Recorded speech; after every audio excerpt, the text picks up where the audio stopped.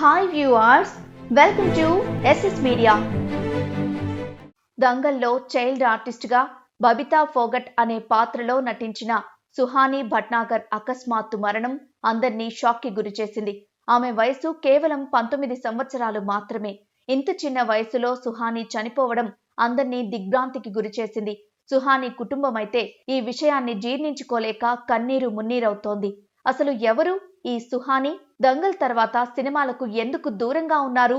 ఆమె మరణానికి కారణాలేంటి అనే విషయాలు ప్రస్తుతం ట్రెండింగ్ లో ఉన్నాయి. నిజానికి సుహానీకి కొంతకాలం క్రితం జరిగిన ప్రమాదంలో కాలు ఫ్రాక్చర్ అయింది. అందుకోసం వాడిన మందులు రియాక్షన్ కావడంతో బాడీ అంతా నీరు పట్టిందట.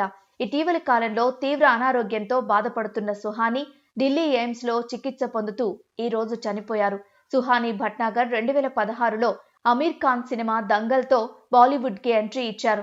ఈ సినిమా చేయడానికి ముందు తను కొన్ని యాడ్స్ లో కూడా నటించారు. దంగల్ సినిమా తర్వాత సుహానీకి చాలానే సినిమా ఆఫర్స్ వచ్చినా చదువు మీద ఉన్న ఆసక్తితో ఆమె అంగీకరించలేదట. దంగల్ సినిమాలోని బబితా ఫోగట్ పాత్రకు star screen best child artist award అందుకున్నారు సుహానీ.